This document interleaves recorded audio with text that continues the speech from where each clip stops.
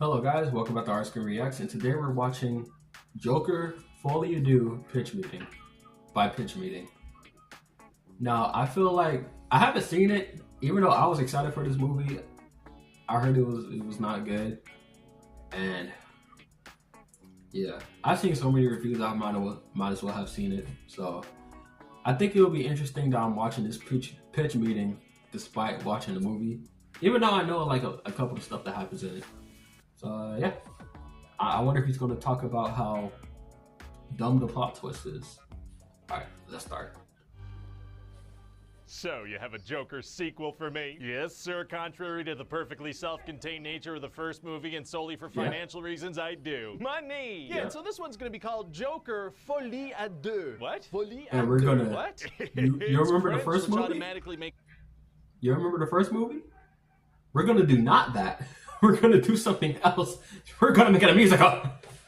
And yeah. And does anybody else think that the Folie à Deux sounds a little bit pretentious? I wonder who's gonna say that. Makes it sound smart. Yeah, and so this one's gonna be called Joker Folie à Deux. What? Folie à Deux. What?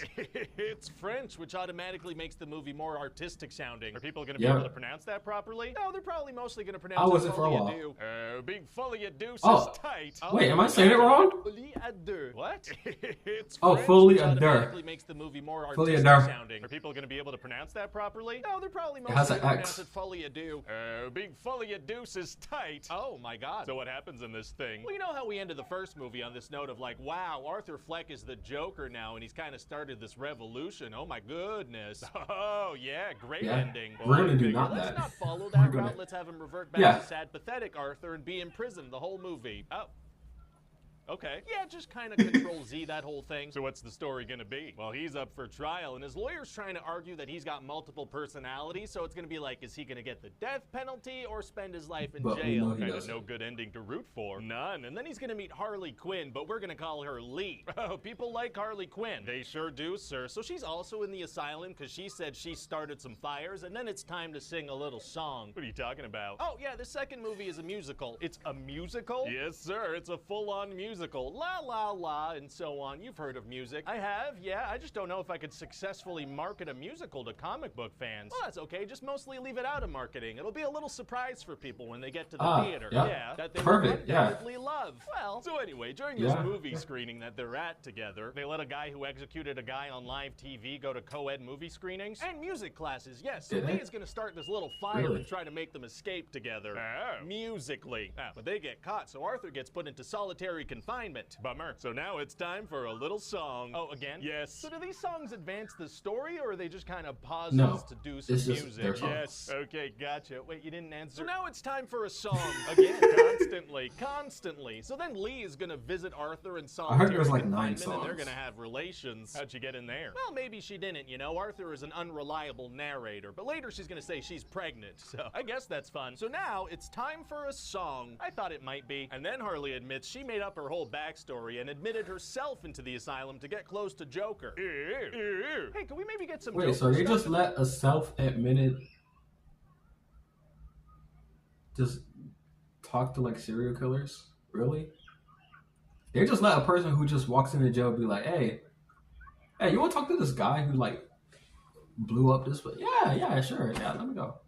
In imaginary musical numbers, though. All right. Anyway, then it's time for this to completely transform into a courtroom drama slash musical. Right. So now it's time for a song. And throughout the oh my God. The characters are going to kind of recap the events of the first movie. People liked the first movie. They did. And so now instead of having the experience of watching that, they can watch people talk about it. That might be fun. Maybe. Fingers crossed. So then it's time for a song, and then Lee is going to convince Arthur to fire his lawyer and represent himself as Joker. And then it's time for a song. Oh boy, he's actually gonna be the Joker now? You know it, sir. Nice. For a little bit. Okay. Yeah, he hears the testimony from his friend Puddles that he spared in the first movie, and turns out he traumatized him. So Joker's like, oh, I don't like how that feels to hurt people. All right. So he doesn't really want to be the Joker anymore. Really? When he talks to He just gained a conscience? He's like, I don't want the singing anymore.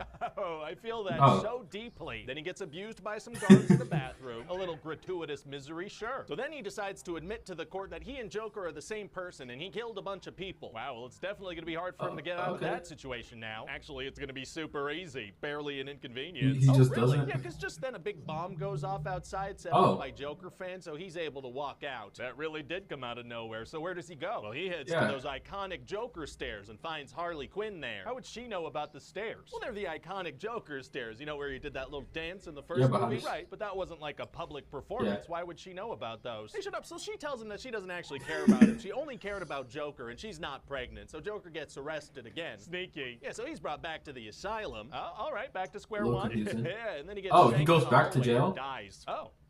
Oh, okay, yeah, so that's where that happens. What was this all for? Well, we've successfully undone the first movie. Do you think fans will kind of feel like that's completely from birth. That's he kind died. Of the point. It was dumb for them to be fans of that in the first place. We'd still like their money, though. Oh, and then the guy who stabs Arthur cuts his own face into a smile, like the Joker. Oh, so he's gonna be the Joker. Yep, turns out Arthur was never the Joker. This random guy was, and he cuts his face open like he. So not only undoing Christopher Nolan was the pretty movie, adamant about us not doing the whole a concept. face-cutting Joker thing at the end of the first movie. Christopher Nolan's not at Warner Bros. Anymore, so we can do it now. I guess that makes it okay, sure. And so then we're done. What do you think? Well, I'll be honest, it sounds like a tough one to market, but people like Harley Quinn, so if we get the right actress for that, I mean, could be good. Who did you have in mind? Not sure. I mean, someone who can sing well and someone who, along with Arthur, can be, I don't know, caught in a bad romance. I can work with that.